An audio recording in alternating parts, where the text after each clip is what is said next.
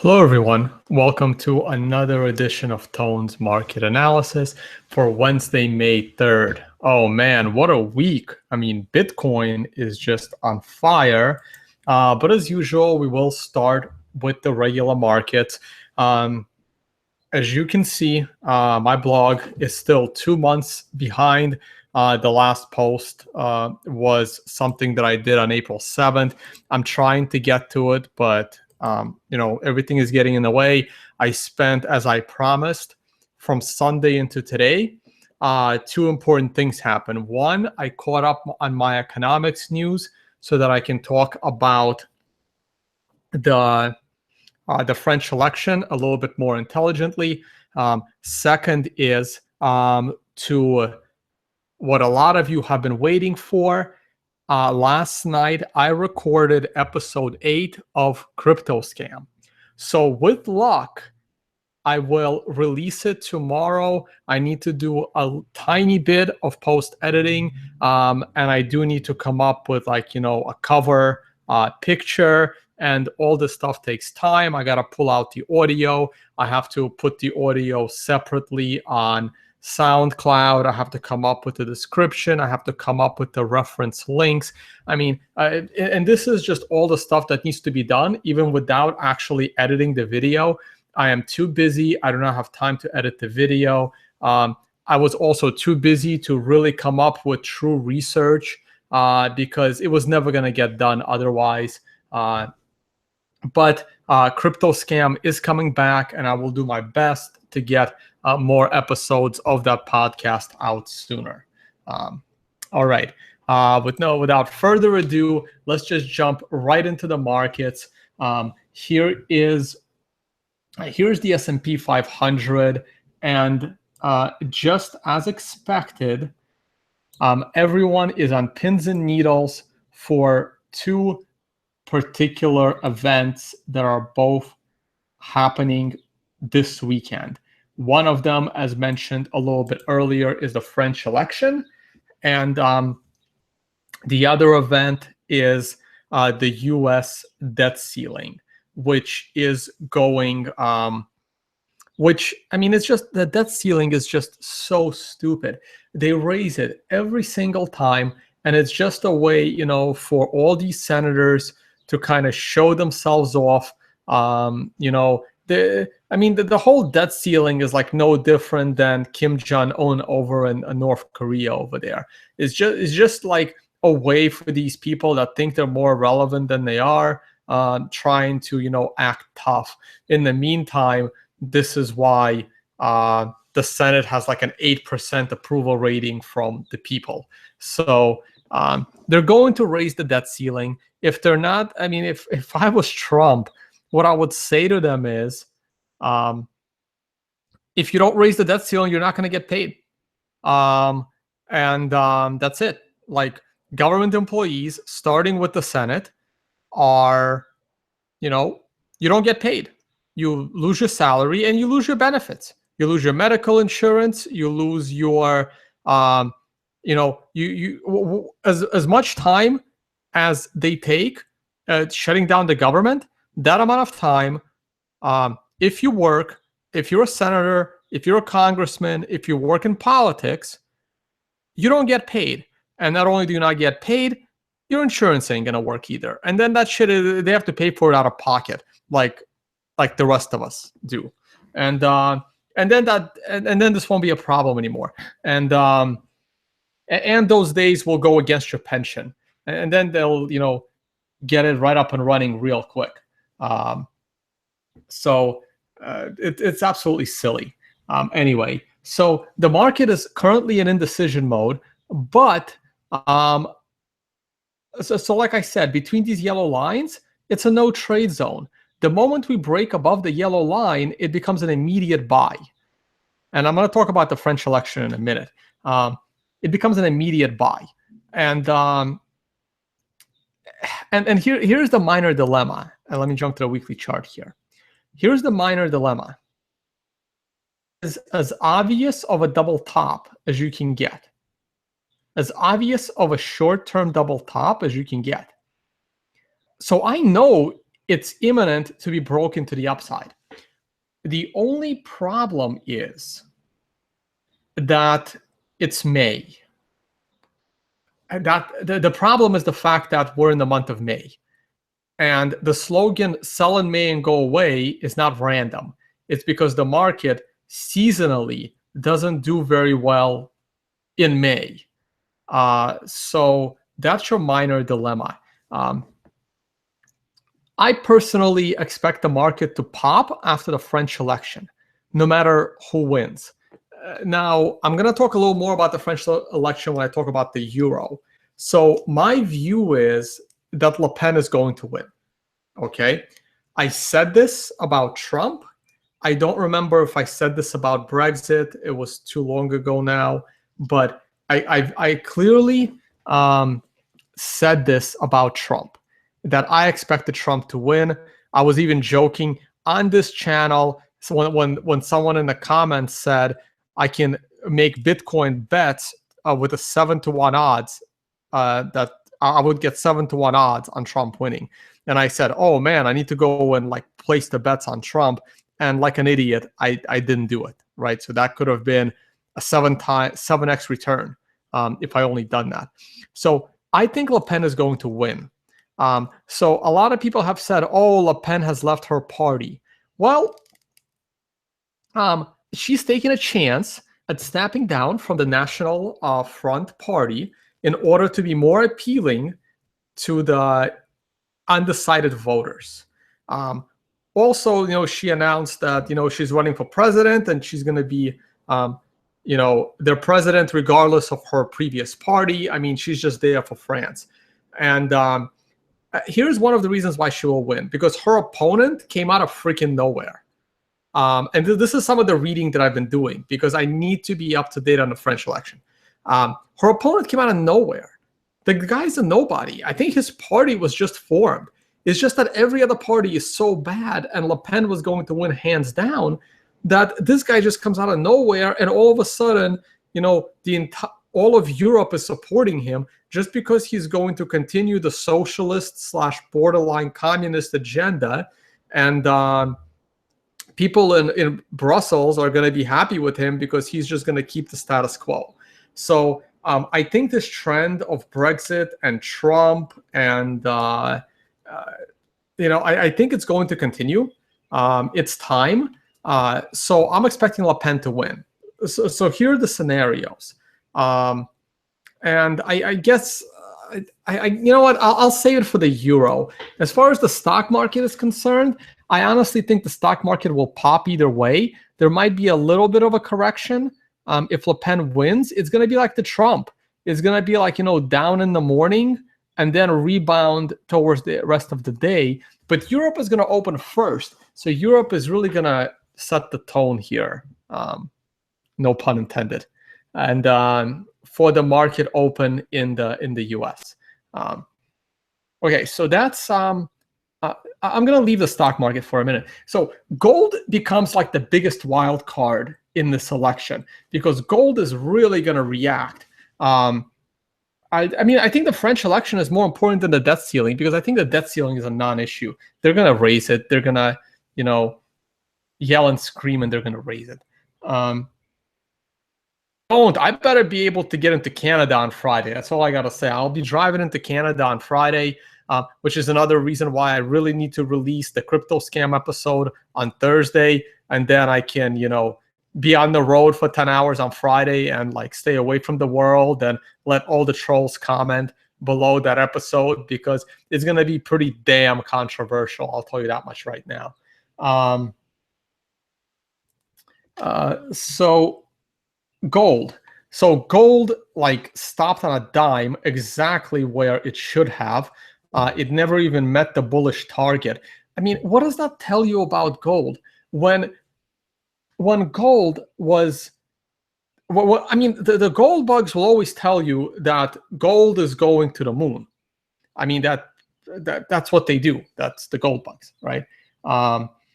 But technically, from a technical perspective, this was as bullish as gold has been in a while, and it couldn't even freaking meet its target. like it's clean cup and handle. A break above the previous high. Like it was like all set up to break 1300 and it couldn't even get to 1300. Like what does that tell you? It tells you that gold is incredibly weak. There is the weekly candles, and it just got flat out rejected by the by the trend line coming off the top of gold. It has broken below multiple Fibonacci's. They were a joint Fibonacci line. It's below the 50-week moving average. Now, this is like its last hope right here. It's the flattening out of the 200-week moving average. And like I said before, each one of these support points is weaker than the one above it. Like if they start falling like dominoes, it's going to get real ugly for gold real quick. Okay. And of course, if Le Pen wins, people will panic that the French are going to leave the euro. And that panic will cause them to try to move euros into safer assets. And one of those assets is gold. Okay. And a lot of the Europeans will also. So, and again, I'll talk about this a little more when it comes to the euro. So if Macron wins, then everyone is going to cheer that the euro is going to do real well and the euro is not going to collapse. Of course, it's very false hope. And gold will probably go lower.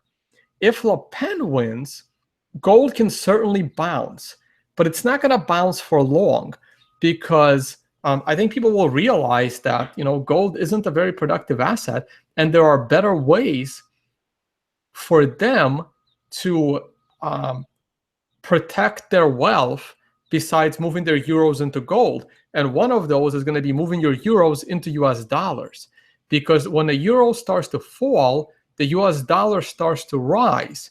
And, you know, some people may not understand this, but gold is priced in US dollars, not in euros.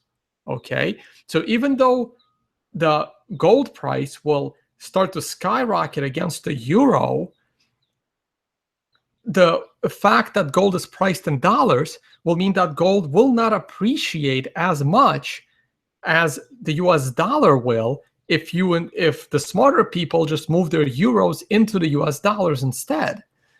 Because the appreciation of the US dollar with the collapse of the euro is gonna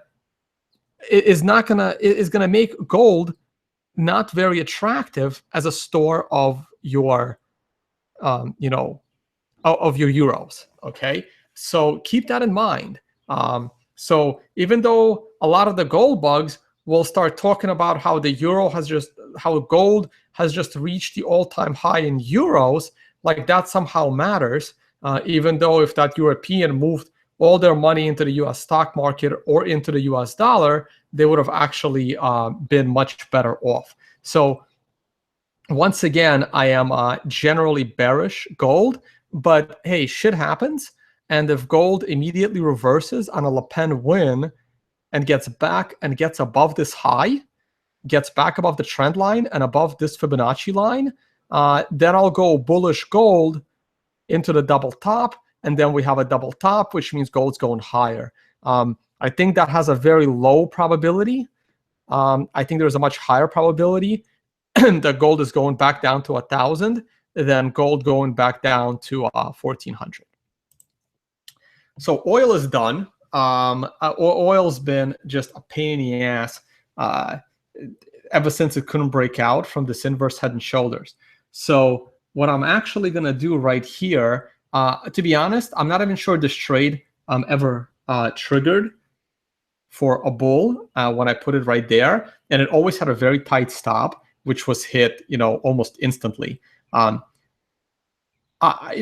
feel like flipping this trade, guys. We are now below the 50-week moving average, and this week is going to close below the 50-day moving average. I kind of closed below it like a month ago, but I mean, it's looking bad. oil might be done. And once again, I am expecting a rise in the US dollar. So thinking of flipping this trade here.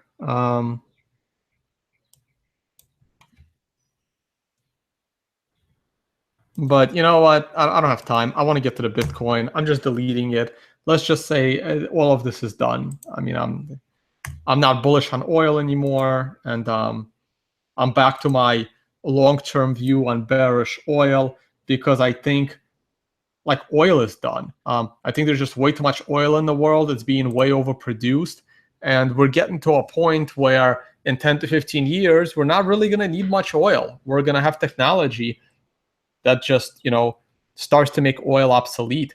I know I'm a bit, I love technology. I can't wait for the flying car, right? I can't wait till Google is driving my car.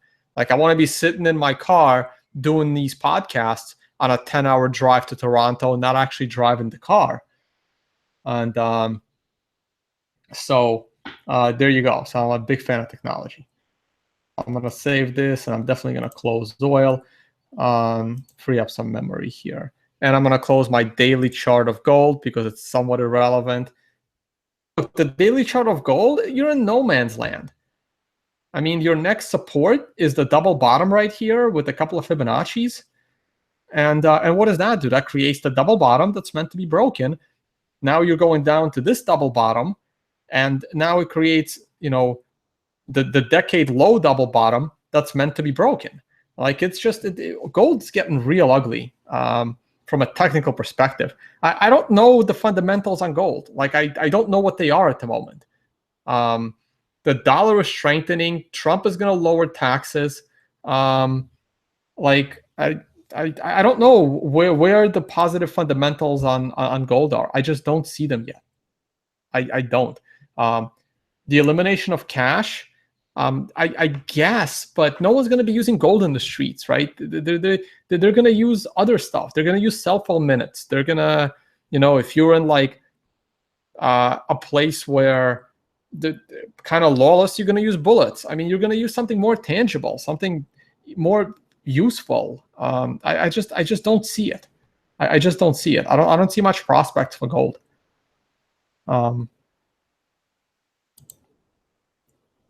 Euro, here's the big boy. So I am actually going to speculate. It's a weekly chart. I'm just too lazy to put up the daily chart. Will probably be interesting, but I'm moving this thing. I would actually go short. I would short the euro. And I'll tell you why. All right, let me see here. What's the current price of the euro? 1.088.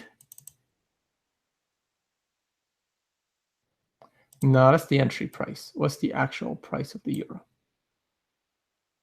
Oh, yeah, it is. 1.088. At 1.9. So hopefully it'll get to 1.9 at some point this week. There we go. 1.09. And the stop loss, see, this is a tricky one, right? I know how leveraged the currency markets are. So this makes it a little bit. So I'm going to give it a little bit of wiggle room here, only because as I make this trade, I'm also assuming that it would go to 1.09 before the election. If not, I would probably just maybe jump the gun. This trade would be small enough so that I'll have the opportunity to triple down if Macron wins.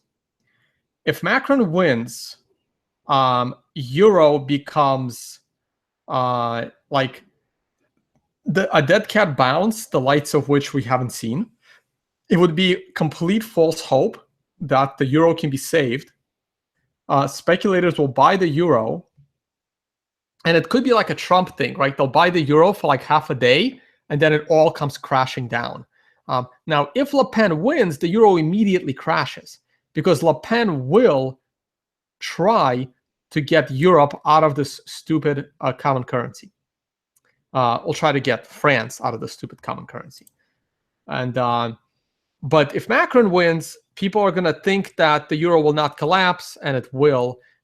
So it's not going to take long for people to realize that, you know, euro cannot be saved.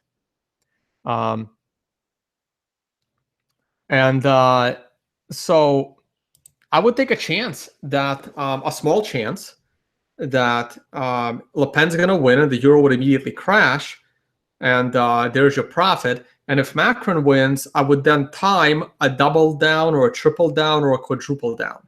So that's why this trade would be small. And the stop loss would actually be fairly loose in this case, right? This isn't my usual. I'm actually going to do this on purpose. This isn't my normal. Whoa, didn't realize it was that much of a difference. Nope. Let me adjust that here. Maybe 125.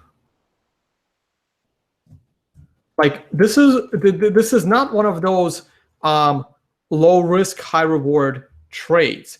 This is a gamble with a loose stop loss, but it's in a small enough quantity to allow you to double or triple down.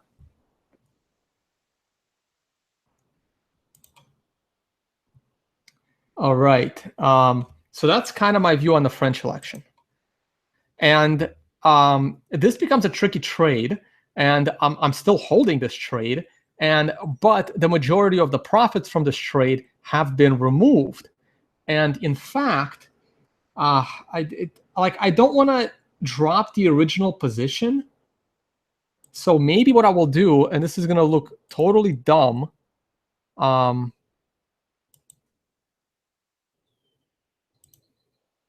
actually going to put a short position on top of a short position for one reason only, and that's to show that if I was still holding this trade, I would have a completely different risk-reward profile.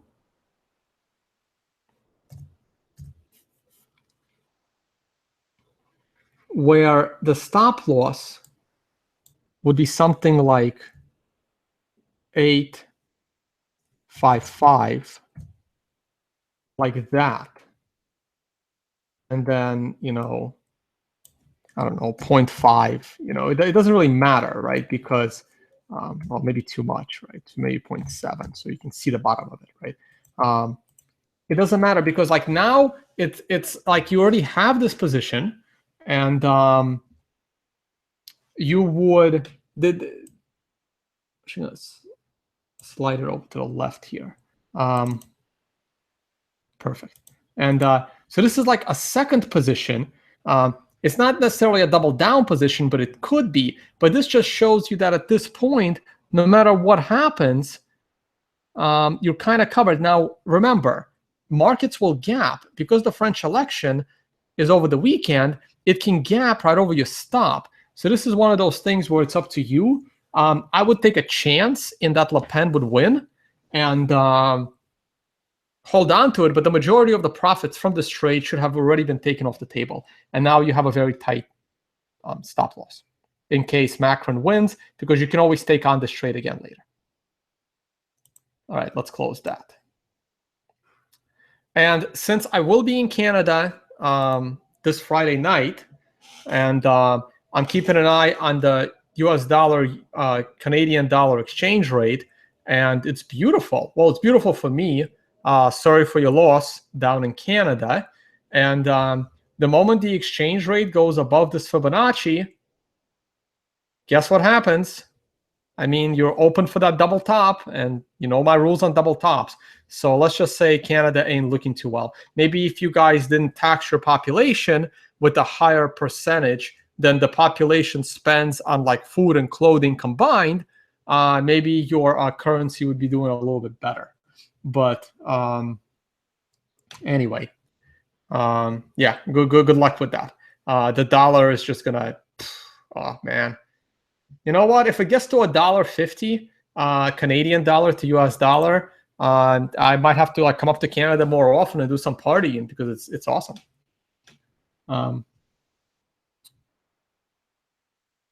And your gas is expensive as hell. Why you guys produce freaking oil up there? What? Anyway, let me not get started on Canada. All right, let's close this.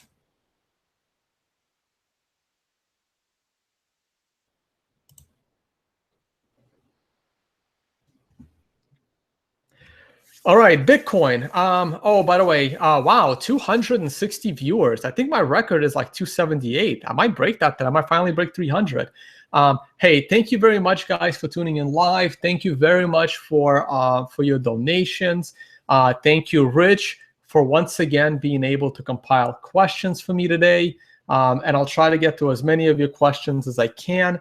I am 30 minutes in. I am finally up to Bitcoin. And there is talk about it, not that much, because not crazy news happened in Bitcoin, but the price is going up. So let's, just talk about the price. Here is the weekly Bitstamp price, and we are above 1,500. The FOMO is just getting started. It's getting started, guys. I know some people like want to buy the dip, and if I go to my Twitter, I tweeted out like 2 weeks ago, I'm like, well, I would say buy the dip, but I don't think there's going to be a dip. That's what I said 2 weeks ago or 3 weeks ago, and it's just been nonstop up and up and up and up. And we broke 1,500 for the first time across the board. I mean, this is a true all-time high. This is what I was talking about. This is the true all-time high when it happens across all exchanges. I know China is a little iffy right now, but across all exchanges, we have an all-time high. This is what gold needs. Gold would need an all-time high in all currencies, not in, South African rand. It would need to be in all currencies or it's irrelevant, okay? Same thing with Bitcoin. Has to happen across all exchanges and across all currencies, but it's mostly in the US dollar, which is the dominant currency. For now, let's see what happens in 10 years, but for now, it's the US dollar. And look, there's no bubble here. I mean, like, forget, I know it's a logarithmic chart, so it kind of distorts it a little bit, but we're not even like going up exponentially like we did right here. You see how every week it moved more and more. And I don't know if you guys can see my mouse actually. Like right here in September of 2015, coming off the low, for 1, 2, 3, 4, 5, 6, 7, for 8 weeks in a row, it went up more and more and more and more. This was bubble land. And I actually called this bubble in Bitcoin earlier than it really happened. So I kind of screwed myself and maybe my followers. I don't know. I didn't have as many followers back then, so I got to be careful now. And I called it way too early here. I did not call it too early here. I called this one pretty damn well. This is the halving rise. And I've been calling these guys pretty damn well too. I think it's just getting started. I think the altcoin bubble is popping. I really, really do. I think Ethereum's a joke. I think ICOs are a joke. Last week, I showed where on the bubble chart Dash was. Litecoin is, more hype than reality, but at least Litecoin is doing something useful, unlike anything else. So I think the altcoin bubble is only going to fuel the bit. I mean, Bitcoin has 3 major forces going for it right now. Okay. It's in the news again. It's at an all-time high, and people that have been thinking about Bitcoin for 3 years are finally getting in. That's one major force. The second major force is what I tweeted out the other day. Where is it? Right here. And I guess I should zoom in. Here's the second major force. I didn't highlight it here, but look. You see this bubble territory right here going up? See all these green volume spikes? This is buying. See all these big red spikes after it? That's profit taking and selling. See all these green lines going up? That's buying. All these big red lines going down? That's profit taking and selling. See all these green lines going up? Major buying. This was the FOMO of the halving. All this buying. Great. And then eventually it gets to a point where people are like, oh, I made my money. Let me take some profits. And boom, see all these red spikes in volume? These are the buyers being happy taking profits. And here we go. I know that this is Bitfinex volume, but Bitstamp has the same exact pattern. They all do. Okay? It's pretty damn similar. So I'm going to have to scroll up and down. No buying. No major buying going on. Look what's happening to the price. It's creeping up, creeping up, creeping up, but there's no major buying. And then all of a sudden, there was a little tiny bit of buying. Not nowhere near this.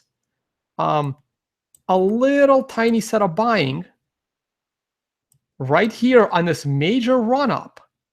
And then China appreciates their currency. And look at this huge selling volume. And then, I don't know, some other random day, huge selling volume. And then the ETF news and segregated witness, Bitcoin Unlimited drama, and hard forking, all the selling.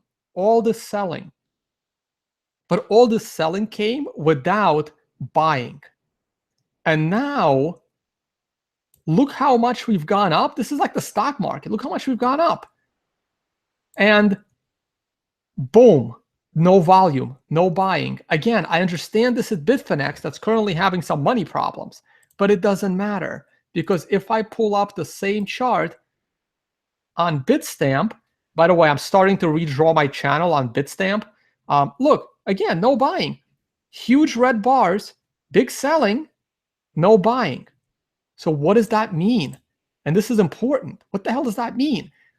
That means there's no profit taking. There's nobody to take profits, because no one really, speculators did not buy this run-up.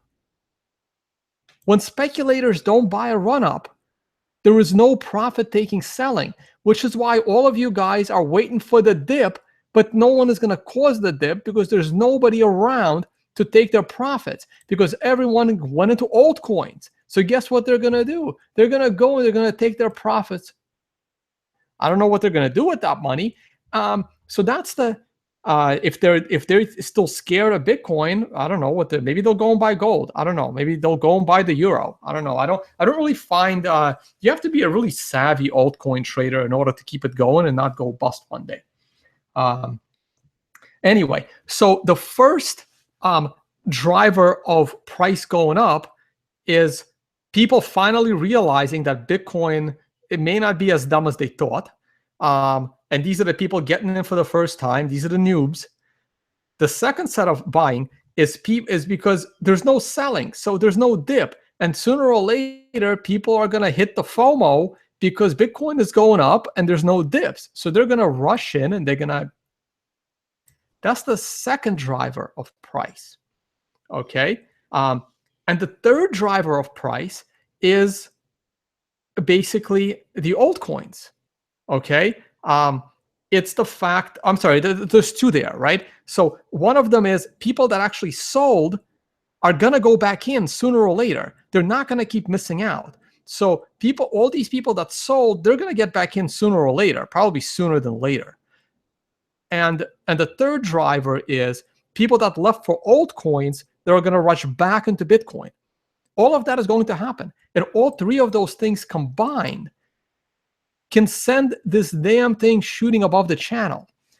And to be honest, that's what worrying me. What worries me is Bitcoin going up too fast, too soon, actually creating a bubble. But it's not in a bubble yet, okay? But if we hit the top of the channel this month and go above the channel, look, watch my video from Sunday. That will create some dilemmas as to how I'm going to talk about the future price of Bitcoin, because it's going to I'm not calling the top here. I'm fully expecting this thing to go to the top of the channel. Fully expecting it to go to the top of the channel. I just don't see anything. And here is Bitstamp. You know what? Let's talk about the Brand New Coin Liquid Index, right? I mean, the freaking thing is going up even faster than I had, anticipated at this time. And this was published to TradingView in late January, early February, with this green arrow right here. I guess I should have had it going to 2,000 because 2,000 was my target. I'll probably republish this on TradingView next week or something, and I'll probably adjust this to 2,000 because 2,000 was my target right here. When I said it was published January 3rd, I actually said it earlier than January 3rd. They just published it January 3rd. And oops, need a color. And right here, 2,000 by end of summer. Now, to be more specific, and to be honest with you, this number 2,000, there's no technical reason for it. I just picked a number. I just picked around. I mean, I don't have a magic computer. I don't have a magic chart. We're dealing with all-time highs. I do not have a technical reason to project 2,000. The 2,000 was a random number that I said, and at the time, Bitcoin was under 1,000, by the way, when I said this, right? So Bitcoin wasn't even at 1,000. I wanted a high enough number. I figured that double the previous all-time high is good enough. And I just picked a round number. This could be 2,500. This could be 3,000. I have no idea. 2,000 sounded like a reasonable number to me. And to be more specific on end of summer, I am looking for August 14th to be a critical date. I don't know if it's going to correspond to a high, but that is a date I'm keeping an eye on, August 14th. I've already been speaking for 40 minutes. So I'm not going to get into the details as to why I'm looking at August 14th. I have in the past. I now have 140 viewers live. Jesus. So you may not know why I've been looking at the August 14th date. And that date was published back in 2014 by me, that it's a date of interest. And this article is in the show notes all the time. I will try and update this article in the coming weeks so that I can provide more details. But here are all the articles I've ever published, well, I can remember. And here, the week of August 31st, 2014, when I published it. And I already have, I have this date noted on my calendar just to keep an eye on it. And that's me, by the way, back from the Cointelegraph days, kind of where I started out. And in this article, you can see the date right here, 2017.62, which is August 14th, 2017. And I'm expecting for something in Bitcoin, though I don't know what it is yet, and I'll probably talk about it more as the day comes. It's very likely this is going to be a bust, and everyone will make fun of me, and I'll even make fun of myself for talking about this date for like 3 years and then nothing happens. Okay, so we'll all be surprised, right, if something will or won't happen. But that's the date I'm looking for, and the number 2,000 was somewhat randomly selected as a number that was high and not too high, but I'm not sticking to the number, I'm sticking to the date. The number I'll adjust as we get closer. And right now, I right now, what I'm looking at is the top of this channel, which next week is going to be around 1750 on Bitstamp, and whatever it is, maybe 1800 on Bitfinex. Now, it's so freaking annoying that the prices are so different, right? And by the way, this channel is arbitrary. If you're drawing it on your exchange of choice, it's going to be a little bit different. And it's so annoying that Bitfinex is $100 different than Bitstamp. It honestly is very annoying. And I can't draw these charts on Gemini because I have no freaking history. Okay, I'm so frustrated with trying to analyze Bitcoin because I want to use the Bitcoin liquid index because the price goes back all the way to 2010. I can do all kinds of amazing things with these charts, but the thing only updates at 9 p.m. once a day. So like anyway, it's just such frustration. I can't have one freaking thing to graph everything against. I have to graph it across like 5 different exchanges. Anyway, it's just first world problems, how to graph the accurate price of Bitcoin. And that's not even bad, right? Like trying to graph Ethereum and Litecoin is worse because you got to graph those against Bitcoin and against the US dollar, which frustrates me to no end also. All right, here is the hourly chart, and I'm almost done. I know Rich is already sending me your questions. Oh man, with the 350 live viewers, I might do questions a little longer than usual because I can imagine it'll be quite a bit. All right, so here's what I tweeted out. Oh, there was one before that, right? So I actually tweeted this thing out before the break above the line, but there was a couple of these tweets. Let me show you the progression. Where's the one before that? I think it was this one. Yeah, beautiful. So these are the actual charts I tweeted out so that anyone can fact check me. It's very, very simple. So here's the reasoning behind it. I saw this big dip, 200 points. This smaller dip, 150. You add them together, you get 350. I tweeted this out like weeks before like a week before the break of the red line, and I said once we break above 1250, we go up 350 points to 1600. I know these are Bitfinex charts, so adjust your chart to your exchange.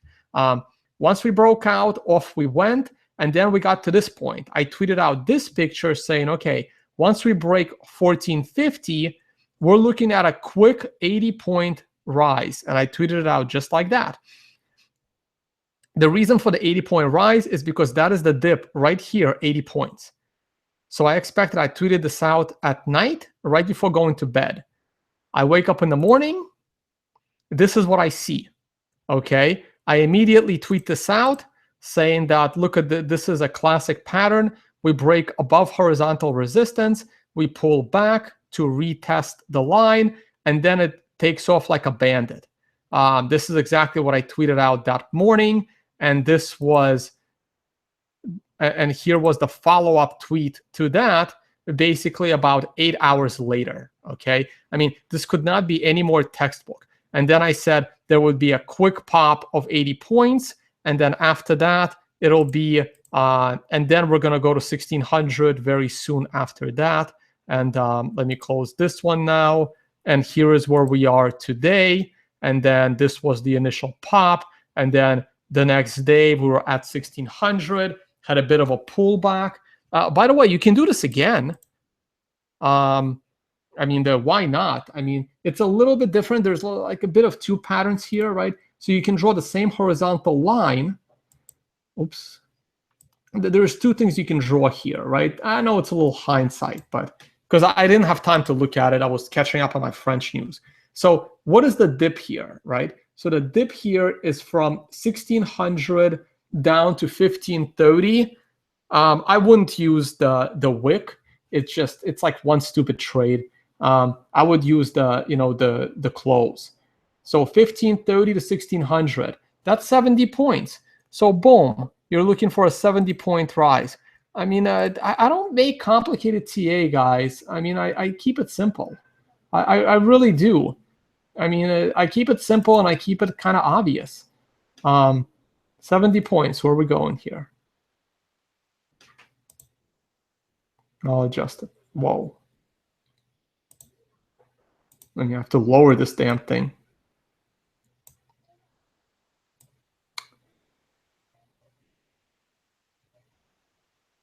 $70 points. There you go. All right. There. Where does that lead us? 1665 on Bitstamp, right? I mean, that's what you're looking at. You're probably going to come back. You're going to test this line tonight. And then tomorrow, we're probably going to be up there. I mean, you keep doing it until the pattern breaks. I mean, if the pattern doesn't break, I mean, you stay with your trend. Stay with your trend. I mean, here's another one, right? You can take this guy right here. You can draw a flag. Right here. Here's your flag. All right. How big is the pole? Where the pole is from here, which is 1450, all the way to 1600. That's 150 points. So that means you're looking at a run-up of 150 points. I don't remember from where. I got to double check my technicals here. So you're looking at a, 150 point run-up. Where does that take us?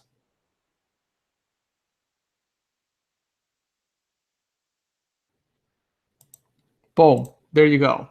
Where is that at? About 1730 on Bitstamp, 1725 on Bitstamp, right? I mean, that's kind of what you're looking at.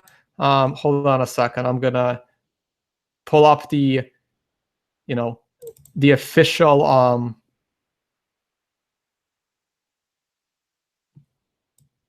my flag pattern pennants. Where you go? When you have to find something like on the spot and last minute, you can never freaking.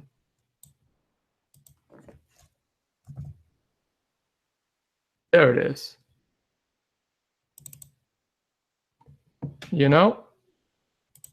So here's what you're looking at, right? You're looking at one of these, right? The one on the left, because we're bullish, right? You're looking at one of these here, bullish pennant. Okay. Wiggled around, went up. Oh wow, I mean, to them the pole is from the bottom to the top. To me, the pole is more like from here, but it doesn't matter, right? I mean, it's however you prefer it. I mean, these things look pretty damn well. Yeah, there you go. So if you take it from the bottom, that's even from the bottom to the top, that's even bigger, right? Now we're talking 1400 to 1600. Now we're talking 200 points. I mean, it's a bullish trend. You go up. Now here's the thing, though, right? We were in this channel. You see that purple channel? This is the hourly chart of the man. I don't really want to zoom this out. I don't know what's more annoying, scrolling it or zooming it. We were in this purple channel for a while, and then the hard fork news took us out of this channel. If we stayed in this channel, we'd be freaking 2000 by now, right? So I mean, this is not unprecedented. We're trying to get back to this channel. If we can get back into this channel, that would be like bubble-ish territory. I mean, the bottom of this channel at the end of next week is 2000, and that's actually possible. Anything is possible right now. I think the FOMO is about to set in, not end. The FOMO in altcoins is probably going to end. Okay, I've already gone on for 50 minutes. I am not talking about altcoins in charting, but if there are good questions, I guess I'll entertain. Rich is helping me with the questions. If Rich has decided that your question about altcoins is important, I will address it. I trust people that are helping me to use good judgment and pick out the right questions. Again, thank you to my 325 current live viewers. I saw about 340 earlier.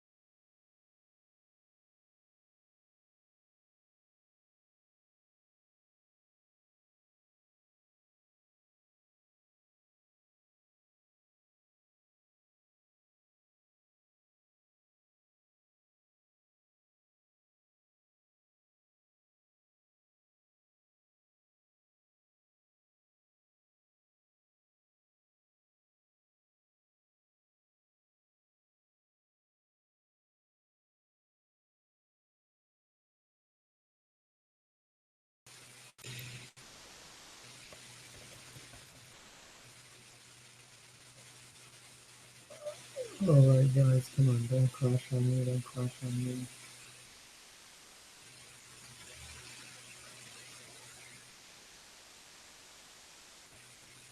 All right, how are we looking now? Is it working? Testing, testing. All right, you hear buzzing, so you hear something.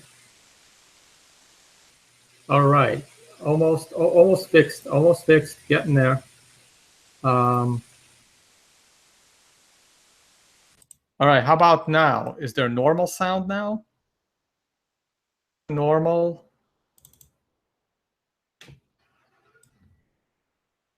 High-end mic now. Should be good now. I didn't turn on video yet.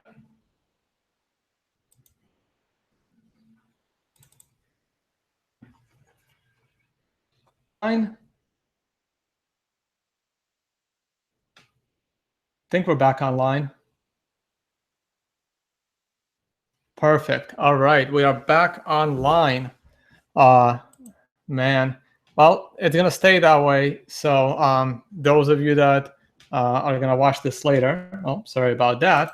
But we are back. Yes, it's a combination of Google and my Microsoft Surface 3, and I'm still pissed at Microsoft for delaying Microsoft Surface 5, which I plan to buy. I think everyone in the world knows that by now. I lost about 100 viewers during that ordeal. So you know what? Shit happens. All right. Oh, wow. That's a lot of questions. I bought someone bought Ethereum. I don't know why you bought that either. I don't think I have time to talk about Ethereum, but maybe tomorrow you can catch the next episode of Crypto Scam and you can take a wild guess what the topic is. Next question. Have you heard anything about the Forex market accepting Bitcoin? No, I have heard nothing about it. My friend is seriously considering getting into Bitcoin. Do you have a piece of advice for him? He is in here right now because I told him he needed to listen to what you had to say. This is probably like the worst video for a new person to come in because it sounds like I'm pumping Bitcoin. And if you've listened to me for a longer period than now, you know that I have been fairly cautious on Bitcoin. It's just that everything is currently lining up for Bitcoin to go into a bubble. Now, like all of the new people, including myself back in 2013, when all of us start buying it, we will create a bubble and then the price of Bitcoin will crash. So what you're hoping for is that when it crashes, it doesn't crash below 1,500. But I can't guarantee that. So the only piece of advice is, somebody said this the other day, I will always say it, buying Bitcoin will always be one of the hardest decisions you'll ever make in your investment life. And holding on to those Bitcoins will probably be an even harder decision. So invest what you're willing to lose and be ready. And if you're gonna, I mean, I have like one friend that bought some Bitcoin and he knows nothing about the Bitcoin drama. So in a way, he's smarter than I am because he's got a job and he's got a family and he just looks at the price of Bitcoin and is happy about it. And that's it. And good for him.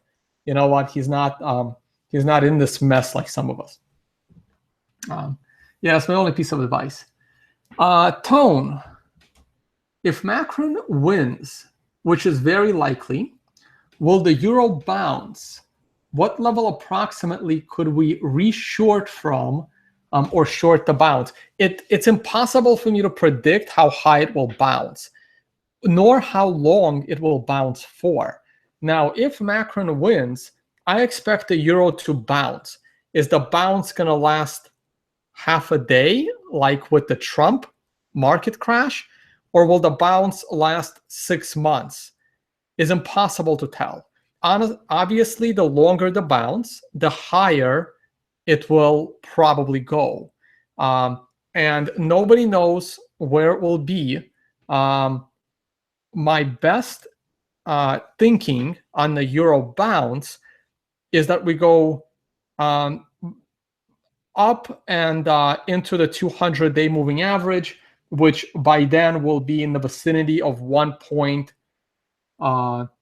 1.175, maybe as high as 1.2. That would be my ultimate high for a euro bounce, because if we get back to this yellow line, I think we're going to break it this time. And if we break 1.14, then maybe 1.15, but that also creates these double tops. So I think there'll be like false hope to maybe 1.75. And then it's gonna like the next time the euro falls, like I'm expecting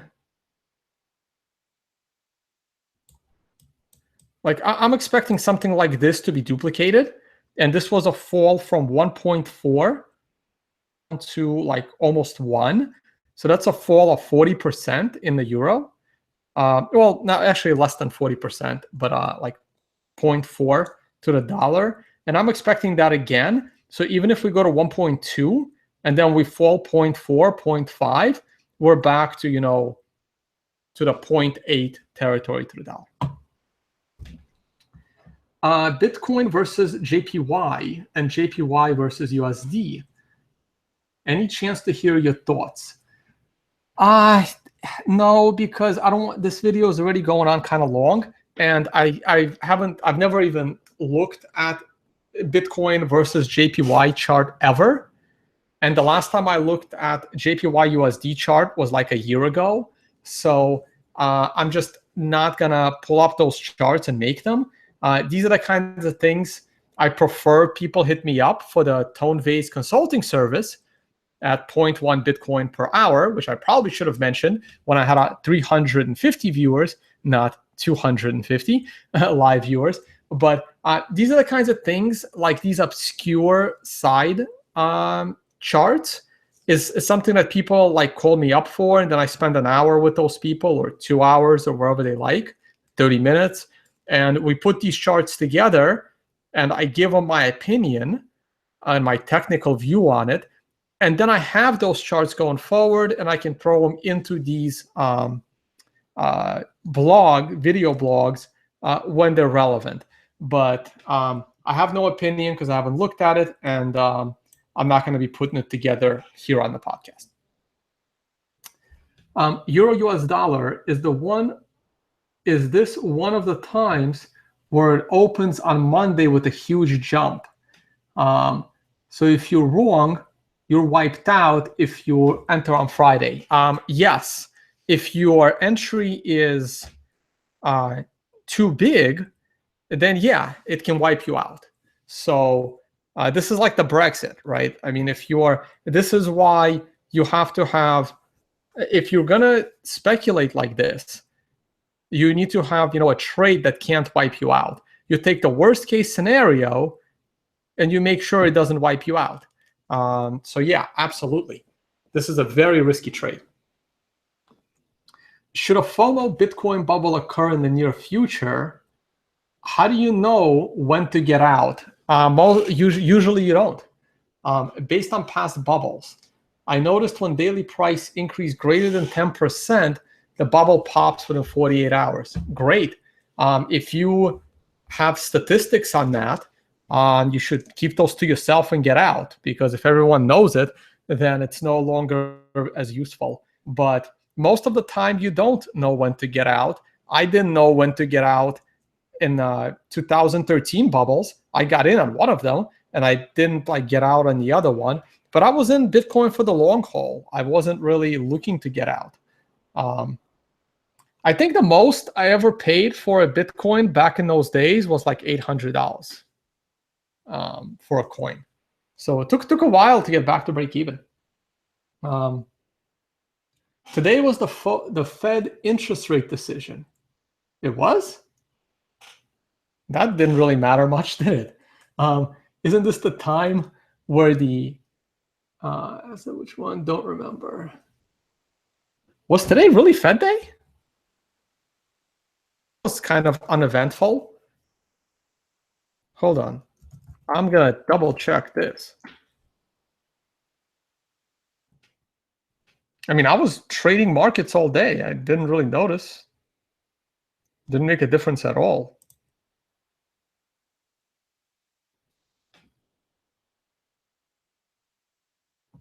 Oh, yeah, there it is. Huh. That was uneventful. I'm assuming nothing happened. Yeah, no, they didn't raise. They're idiots. They should have raised. But that's okay. They'll raise like there's no tomorrow when the stock market starts to double. But yeah, very uneventful. It didn't really matter at all. It was like the most uneventful Fed day I remember.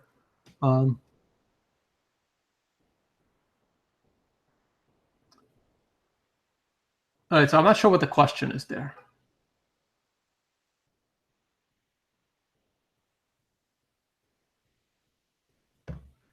No, but you know what? The rate decision is kind of insignificant because the debt ceiling and the French election are just significantly more important. So no one kind of cared about the Fed day today. And neither did I. I was too preoccupied with figuring out the French election. And I bet you most traders were like me. You think Poloniex leading to margin traders is worth it? I don't know what that means. Maybe leaning to margin trade. Guys, I don't trade on Poloniex. I don't recommend trading Bitcoin on margin. I don't recommend trading Bitcoin, period. It's just like risky. Like the exchange risk is out of control. Will Bitcoin price dip after SegWit is in use? Jesus, we're not even close to getting SegWit in yet. Unless you're talking about Litecoin, which is, I'm sure there's Litecoin questions coming. But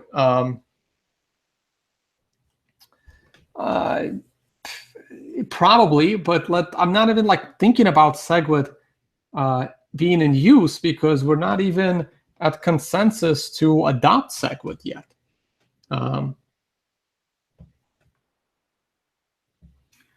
S-curve talk from last time. How is there even a bubble on the bottom of the S-curve? Well, it's a short-term bubble, right? I mean, in 10 years, we'll probably look back at 2013 bubble on a logarithmic chart, and it's not even going to be noticeable. I mean, a bubble is relative to its time. So that's pretty much the best way I can answer that question, assuming I understood the question. Guys, like the more clear the questions, the easier you make my life. Next question. Can Litecoin become so just damn badass because of SegWit and Lightning that everyone just turns it into the king of the crypto and Bitcoin gets abolished? No, not happening. I can get into the details, but I don't think I really want to. So you can, I did about, I don't know, 5 months ago, 4 months ago. Please go watch Crypto Scam episode number 3. And it talked about this possibility of Litecoin adopting SegWit, but Bitcoin not adopting SegWit. And I discussed this at length in a Crypto Scam Litecoin video. So you can go and check that out for more details. No, it's not going to happen. It'll be, a fun use case. It'll be just used to get SegWit into Bitcoin. And people will just get around the transaction malleability problem on Bitcoin with a shitty, complicated solution, but it'll be a solution. Yeah, so I don't see it. I read that question. Can someone buy tone-based consulting service futures? Of course you can. People have done that. People have prepaid for multiple hours, and they can now send me a text message and say, hey, what's the soonest you can talk to me? And I try to reply to those people as soon as possible and provide them with my closest free time So absolutely, you can definitely prepay for your time. If when you get rich from Bitcoin, what will you do with all your riches? I honestly don't know. I would love to buy Bitcoin.com and turn it into an educational site instead of a news propaganda site. I guess that may be my lifetime goal for Bitcoin. I try not to think too much about getting rich, because every time I do, I end up taking risky positions in the market that set me back 6 months, which actually has happened several times in the last 2 years. Yeah, so I honestly don't know. Oh yeah, no. Here's what else I do. I'd hire some freaking assistants. That's really what I'm looking for. Maybe start flying first class. Like I'm not. I don't have like these grand plans. I would love to hire some assistants, and I would love an assistant to like for all my social media, and like a personal assistant. So when I travel for 6 weeks straight, a quarter of that time isn't spent looking for cheap flights and places to stay, like things like that. Again, I would love to hire some personal assistants. I would love to hire some research analysts, and you know, I would love to start flying first class. And I'll never have the money to buy Bitcoin.com from Roger, but I guess Bitcoin's community life goal should be to try and find a way to turn Bitcoin.com into a neutral educational site of like kind of like a Wikipedia, even though I have my problems with Wikipedia, so it's a bad example. But I don't even know what to compare it to. But kind of like Bitcoin.org, I would love to like mirror Bitcoin.com into Bitcoin.org. Only like fans, only like like nicer looking. Like with some cool graphics and an educational site. All right. Okay, it's time to stop dreaming. Back to reality questions. You hinted weeks ago regarding the pro-margin traders taking out people with long wicks. Can you elaborate? Sure. Very good question.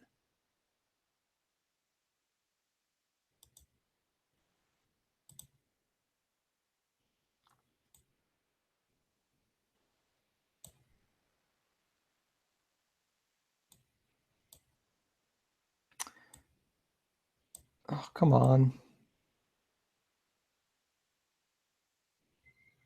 There it is. All right. You have both wicks right here, right? So here's what happens, right? This was the all-time high leading into the SEC announcement of the ETF. Now, I had been saying for weeks, if not months, that the SEC will not approve the Bitcoin ETF. I've been saying the whole time, the closer, like you need to start selling and taking your profit before, like multiple days before the announcement, because it's all about speculation. Okay. And people started doing that. They started, selling Bitcoin. But when you're short Bitcoin, especially on margin, you have a stop loss. If you don't have a stop loss, the exchange will force a stop loss. So very, very savvy traders with a lot of money that know what they're doing, they will have an idea of what price triggers automatic liquidation of leveraged short positions. Also, if a lot of people put their stops as limit orders, they can see how many people losses on their short positions. So they know where to drive the price to in order to all of these shorts from the equation. And here it is. This was the all-time high at like 1310. And then right before the announcement, and all these people are short and making money, the price spikes to 1350 for like a minute. All the stop losses get taken out. A lot of these shorts just lost their money on a smart trade, and then minutes later, it crashes. Now, this was even worse. It went up and then it went down. So anyone that was like trying to buy at a good price, they also got stomped out. So this was one of these up and down. I forgot what they're calling it. I think somebody calls it like the Darth Maul candle with like a tight body and like huge wicks, like the double-edged lightsaber. And so this is what they do. They knock out the shorts, then they knock out the longs that probably thought that someone has insider knowledge. Like when the price goes up to 1350 right before the ETF announcement, the thing that's going through your mind is, holy shit, someone has insider knowledge that the ETF is about to get approved, or else why would they be buying, driving the price to 1350? So you try to piggyback and ride it long, and then boom, you get stopped out to the short side. And then it consolidates again and then crashes on the ETF announcement. But this is the kind of stuff that happens in illiquid markets all the time. And sometimes even in liquid markets. I've seen this in gold, because remember, there is naked buying and naked selling with very leveraged future contracts in gold, so that this can easily be done by a Goldman Sachs or a big hedge fund in order to just knock people out right before a big announcement. And then there's not enough people to like, and it just crashes because there's no more buying, and people are sitting on the sidelines. Okay, next question. If, when, okay, well, why am I repeating questions? Oh, because I highlight the wrong stuff. Okay, here we go. Next, back to 275 viewers. What's so bad about the development of a Bitcoin bubble? Oh, God, that's an awesome question. And I don't know how I can answer it in a short way. Oh, man. Really good question. All right. I guess I have to answer it.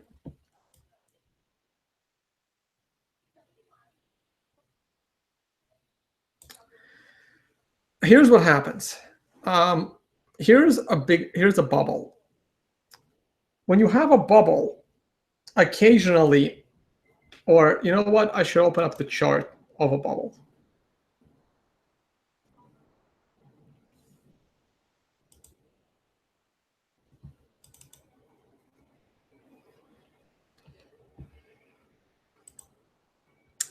A couple of things happen. One, pops. When a bubble pops, it tends to fall a lot. Like if there was no bubble, this is what would happen. Okay, but when there is a bubble, it falls a little too far, and you end up in a very bad position in two ways. First of all, if you go bust, you no longer have the capital to participate when you go back up. Oops.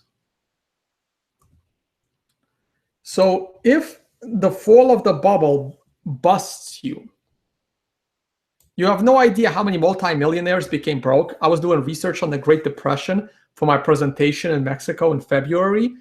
And like, I was going to put it in my presentation, but I felt like, you know what, let me not make the audience of like 500 people super depressed.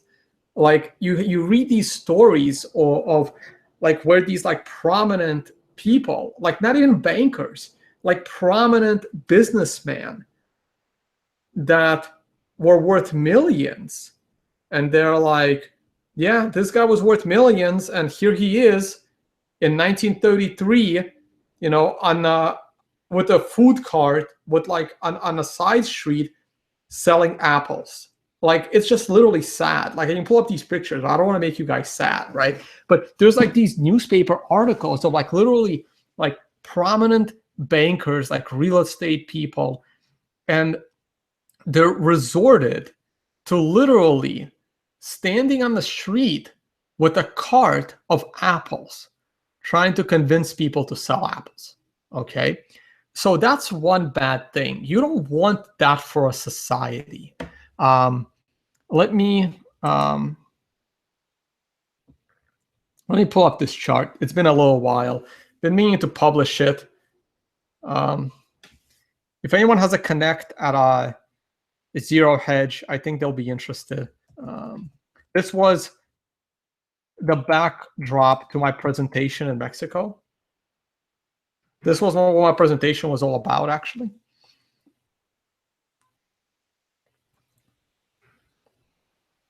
Let this load real quick.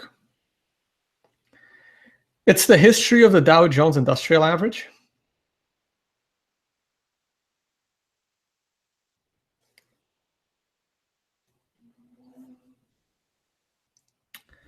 Look at 1929 right here. Okay, and that's a bubble. Okay, what we have today is not a bubble. If the price of the Dow Jones goes like to like 100,000, breaking out of this channel, we can start talking about bubbles. Looking at this chart, the 2007 crisis was also not a bubble. It was just, you know, standard correction, no big deal, 50% correction. What happens when you get into a bubble is what happened in the 1920s. That's a bubble. And the outcome of this bubble was a 90% fall in the S&P 500. And it wasn't the cause of the Great Depression, but it didn't help. I don't have time to get into the Great Depression. But you can kind of see it right here on my chart. You have the stock crash causing a recession, and then the bond crash caused the depression. And the stock crash led into the bond crash. It didn't help. Let's put it that way. So bubbles are followed by crashes that are devastating, and you don't want that. One of the worst things for a crash after a bubble is that people run to the government asking them to solve the problems of the private sector. And then the government solves those problems with communist-style legislation. So what you don't want is another bubble, because then government's going to show up. Because after that crash, all of these newbies that are going to come in, like, for example, if the government creates the ETF, if it allows the SEC to create the ETF, and ETF helps perpetuate a bubble, which it absolutely will, because I will put all of my 401k money into that damn ETF. Hopefully I'll get out in time if it is a bubble. And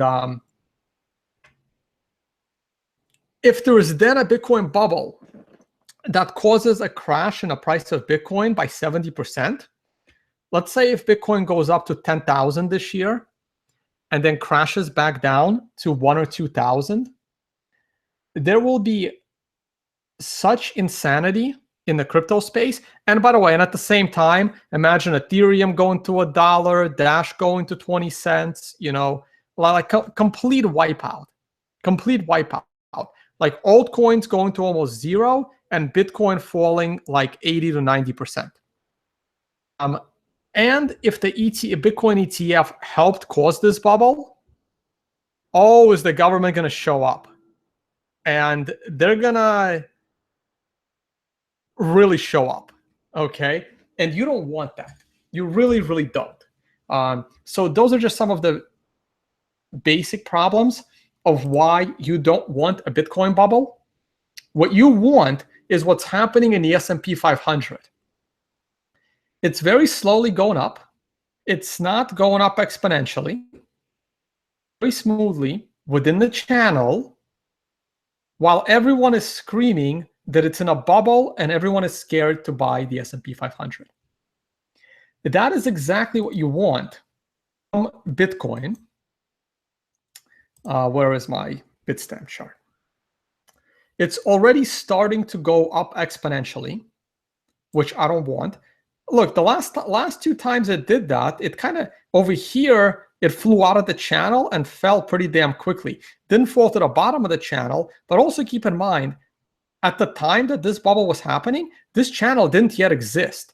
So it couldn't have fallen to the bottom of the channel because there was no freaking channel. I only drew this channel after this top, not even after this top, after this top. And then this bottom of the channel was actually noticed. But at the time, there was no channel. This is an exponential rise. This was like a 2x in a matter of months, okay? We're getting close to 2x in a matter of months. But we need to like literally bust out above the channel, go to like 2,000 this month in order to start getting those conditions. And the higher we go up fast, the worse the pain than after. And at the top, and you're going to help cause the pain for others. And I don't blame you, but that's what's going to happen. And if the global governments get involved, it's not going to be pretty. You're going to regret buying, that laptop from Purse, saving 20% because now there's a record on file that you have Bitcoin. So just I don't want to fear monger here, but that's one of my fears, which is why I don't use Purse. Anyway, let's move on. How high do you think Bitcoin will go, and how big of a dip after that high? I think I already went over this in my bubble question.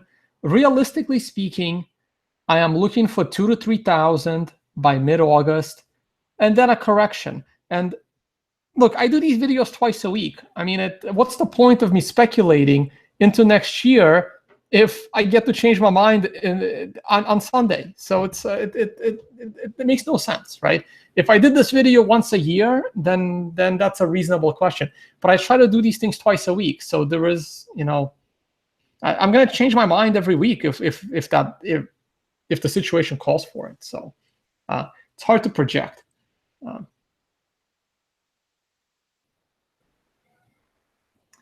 Tone, you should switch to a tip service video live provider. I've been meaning to. I'm waiting for a new computer because I can't.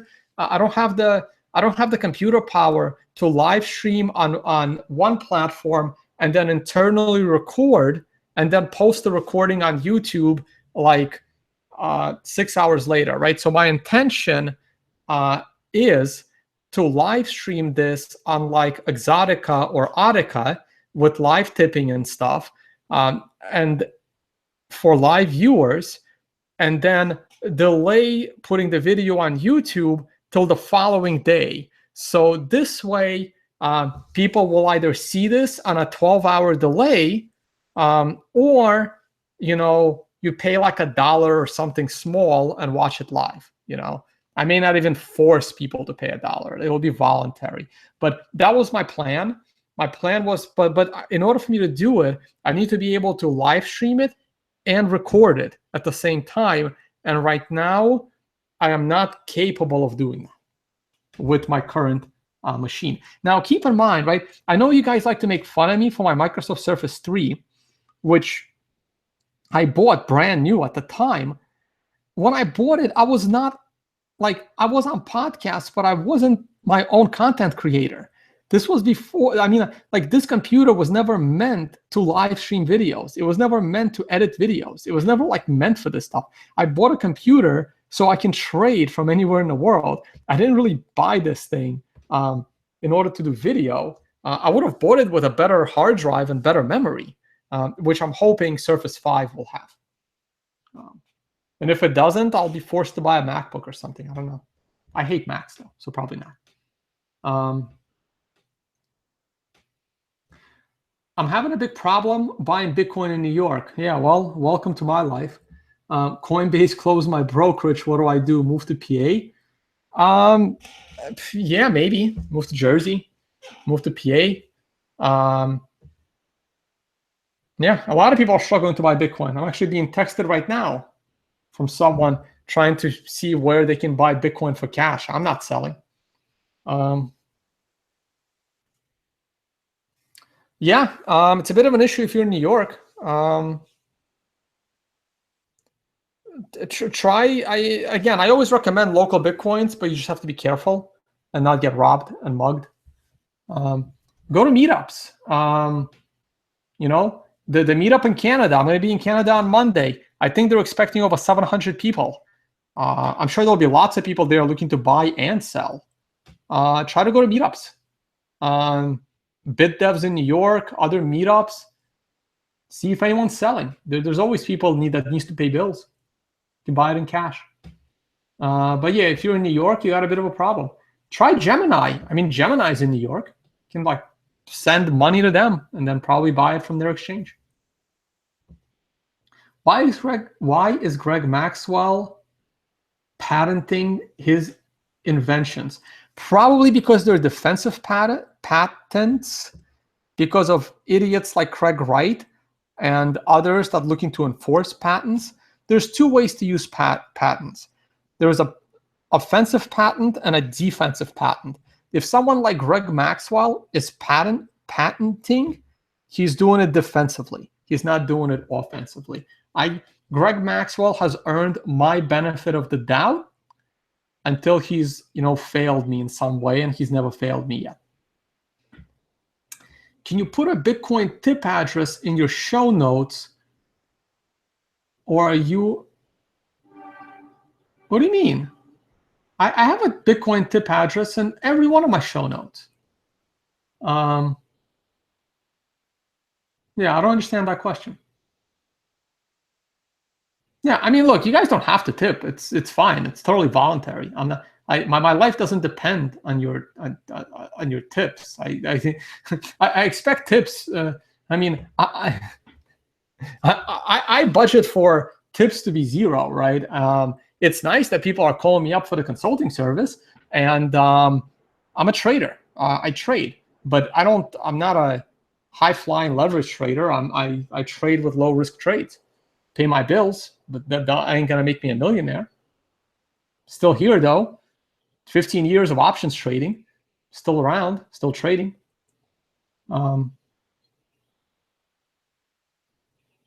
If altcoin bubble pops, will Bitcoin price be dragged down? No. The altcoin bubble will fuel the Bitcoin bubble. Now, if Bitcoin crashes, the altcoins will most likely will as well. So there's two ways this can end. Either both Bitcoin and altcoins take a dip, or the altcoin bubble pops, fueling the Bitcoin bubble, assuming you get out in time, and most people don't. If altcoin, okay, read that question already. I'm going to leverage buy in with a stop. Good idea. I'm trying to get to 21 Bitcoins. Man, leverage buying Bitcoin is always dangerous. It just is.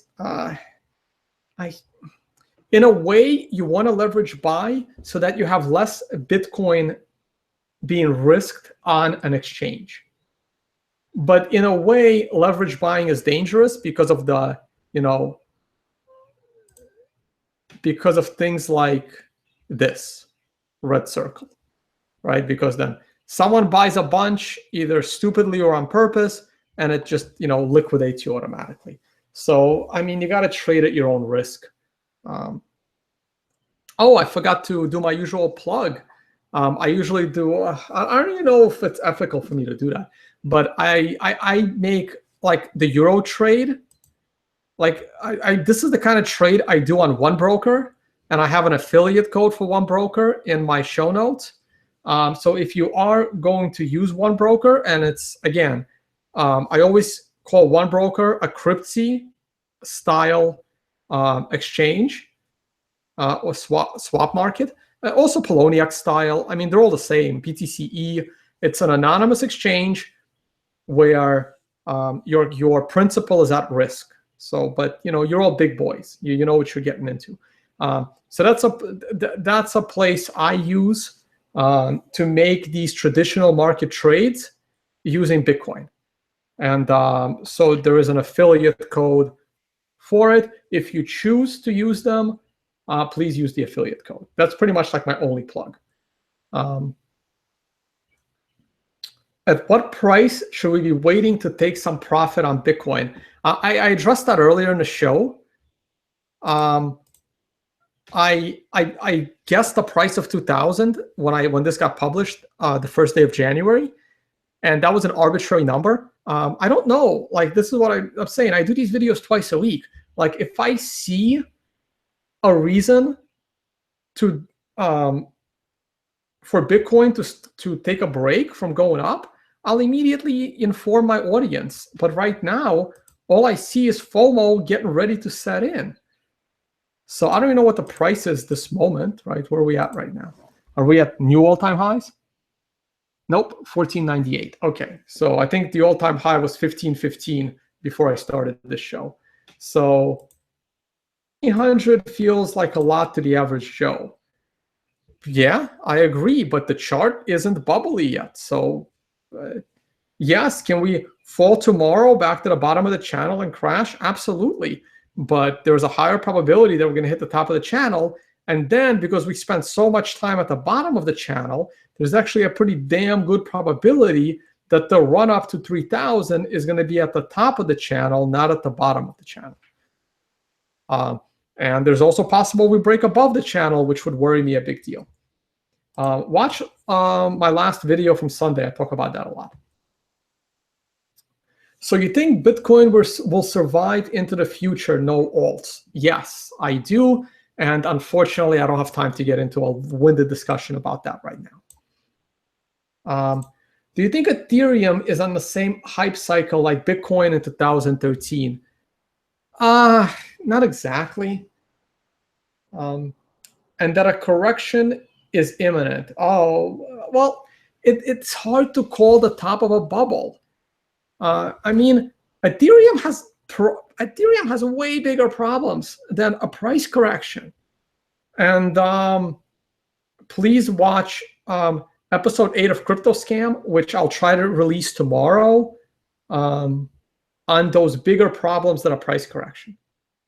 How do you compare these recent floods of ICOs to the floods of altcoins in 2014? The ICOs are scammier than the flood of altcoins in 2014. That's how I compare them. Next question. What caused the 2013 Bitcoin bubble? Can you comment on Willy Bot and potential insiders at Mt. Gox? Wow, that is a long question. You know, I have a whole presentation about that. I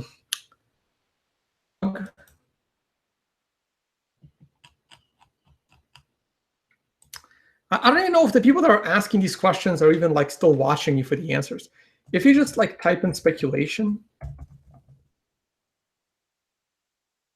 By the way, if you go to my blog, I know it's like 2 months out of date, but just type in the word you're interested in, and there's probably a video about it or an article about it or something. So if you just type the word speculation, you'll get to a presentation called Bitcoin Speculation. I did this I've done this presentation all over the world. This one is from November, so it's a little outdated. But I talk about that in detail, so check that out. What caused the 2013 bubble? I was around for that. All right, where's my weekly chart of Bitcoin? Is this it? Is this it? Yeah, here it is. So Willybot started back here. Willybot started at the beginning of the year. So Willybot contributed to all of it. Mt. Gox was insolvent. Mt. Gox was insolvent from before Mark Karpeles even bought Mt. Gox. And for more information on that, please watch Crypto Scam episode number 6 Ripple, where I discuss the problems of Mt. Gox because they're very related to Ripple. So several things drove this bubble. So Silk Road had just got shut down. People started getting, Bitcoin was in the news everywhere. Willy Bot was going off. And most importantly, right here in the first week of November, on this huge candle, probably one of the biggest candles we've had percentage-wise, there was the Senate hearings about Bitcoin. And the senator that ran the hearings seemed very open-minded in not regulating Bitcoin, or not trying to regulate Bitcoin. And that created huge positive momentum. And honestly, there was so much demand for Bitcoin, and there was no supply. There weren't many merchants. There was nowhere to spend your Bitcoin. There weren't that many exchanges. And everything drove it. And then afterwards, all of these companies started accepting Bitcoin, and there was more ways to spend your Bitcoin, which is why I have many arguments saying that if PayPal adopted Bitcoin and immediately converted to fiat, the price would drop back into double digits. I was close. Price fell to 150. So there were all this demand for Bitcoin, but there was no easy ways to use your Bitcoin. There are way more ways to use your Bitcoin today than there were back then. So those were all the things that contributed to it, and a lot of the media hype and Willy Bot and all right, next. All right, this looks like my last question. So unless Rich throws a few more things at me, hopefully he won't. This video is now almost 2 hours long. I should probably end it. Why aren't you trading this at least at some level? Are you a trader? It's the easiest, most well-informed trade of your life. What is? I mean, I hold Bitcoin. I'm trading Bitcoin by holding it in a way, right? I don't want to put, okay, there's two reasons why I don't trade Bitcoin, right? Let's go back to gold, right? Now, it's the same thing because I own physical gold. Oil, I don't own any oil, right? So I don't own any oil. So by me not owning oil, and not trading oil, I become way more objective in talking about trading an asset I don't actually trade. When you talk about trading an asset and actually trading that asset, you end up in you end up in a position where you talk your trade, where if your trade is going against you, you try to talk. I mean, basically, it interferes with my neutrality. Like, for example, even though I hold physical gold, I kind of ignore the fact that I hold physical gold. I can flip my mind on a blink of an eye. I'm not invested like a gold bug. I am also not invested in gold going down, because honestly, gold going down is going to suck as hell, because I bought my gold, like up here somewhere, right? So gold going down is actually hurting my physical gold position. But I kind of ignore it. I wrote off my buying of physical gold as a dumb thing to do. So I ignore the fact that I have it. So in my mind, I am not invested in gold. So not being invested in gold makes me very, very objective. And why I have 300 live viewers? Because I speak about gold objectively. Well, gold bugs think I'm an idiot, and I'm wrong, but doesn't matter, right? In my mind, I am very objective about talking about gold because I'm not invested. If it goes up, I'll be bullish. If it goes down, I'll be bearish. Like, I can just flip-flop on my position because I'm not invested in a position. I also don't care if I'm wrong, right? So if I start actually trading Bitcoin, I I feel that my objectivity on talking about the price of Bitcoin disappears. And I become a lot worse.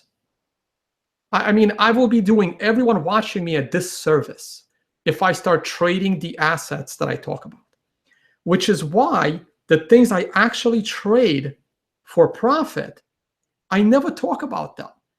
I don't talk about my option trading. I don't talk about my option strategies. I don't talk about what stocks I trade them on. I don't. I mean, if you listen to me long enough, you know when I trade them, and I trade them during earnings season. So perhaps I'm already disclosing too much information on my personal trading strategies. But I don't talk about my trading because, one, if my trading is profitable, why the hell would I tell anybody about it? And two, if I start trading Bitcoin, I don't become objective. I feel that I would be these podcasts would not be as accurate and I would be doing everybody a disservice, right? So I prefer to create a voluntary model where if I give you bad advice, I will tell you that the advice is only as good as the amount of money you paid for it, which is nothing. But if my advice has made you a lot of money, there's a donation button. Okay, please press it. Oh, actually, you don't have to press it. If you want, you can press it. Okay, I don't care. And feel like having me come to your town, share the love. Pay for my flight, and I'll be there. I would love to visit new countries. I'm always up for that.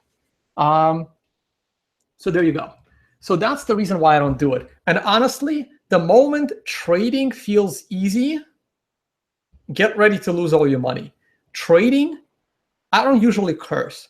Trading is fucking hard. Been trying to do it for 15 years. It's fucking hard. Okay? It's one of the hardest jobs there is.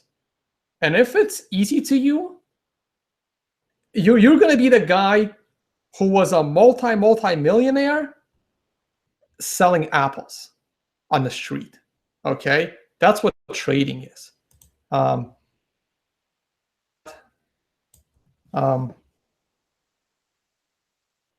actually feel like showing that picture to close this. I mean, only because your question, I guess, hit a bit of a nerve when you said that it's easy, because it's not easy. Trading is incredibly difficult.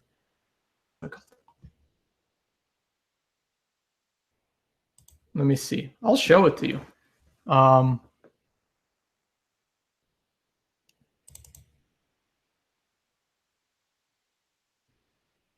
The research I was doing when I was doing that presentation about the markets and stuff. I mean, it's things were crazy.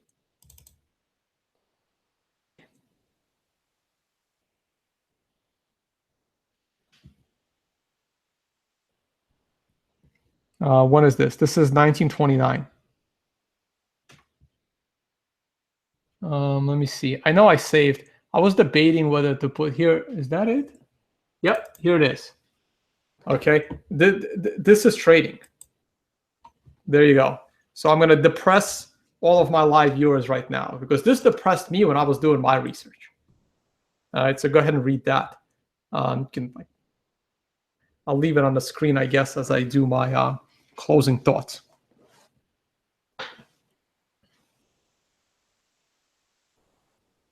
All right, $30 million net worth in 1929.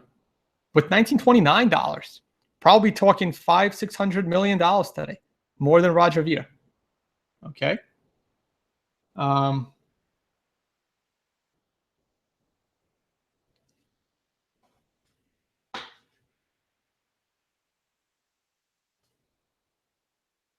So remember this, right? Next time you think that trading is easy, go find this picture, because this is what happens when trading is easy. Research 1929 was real easy back then too. Trading was easy. right here. 1923 even. 9 trading was real easy. And this was the result of that easy trading. Okay, so print that out, put it on your wall. I should probably do that. All right, I will take one more question, maybe two. When will Ledger Wallet add Ripple and Monero? Hopefully, never. Next question. Can you do a video on how to set up a full Bitcoin node? I know. I've been promising that forever, guys. I will try. I'm going to Toronto. I'll be back for a few days. I'm going to Hong Kong after that. It's just between trading season and doing all this content and now getting back into Crypto Scam Podcast. It's just like, I'm sorry, guys, not enough time in the day. Maybe if I was rich and had assistants, this would be much easier, but I'll get to it, I promise. All right, on this note, this is a 2-hour video, had a little bit of a glitch in the middle, 280 viewers still. Thank you very much for tuning in. Thank you for your donations. Thank you for your business, for those that have called me up for the consulting service. And look, I hope you guys are enjoying these. I'm gonna keep trying to do them. I am in Toronto as of Friday night. I will try to do this video on Sunday. The meetup is Monday. Come by, say hi. I'm usually nice to people, but you never know. It's been a very stressful time. And yeah, and I'll be back. There might not be a video on Wednesday, the following Wednesday, but I'll talk more about that on Sunday. Maybe I'll do a video on Tuesday, and then I got to drive back to New York. So I'll be busy. Again, if you like the video, please share it, tell your friends, and see you all on the next one. Happy trading.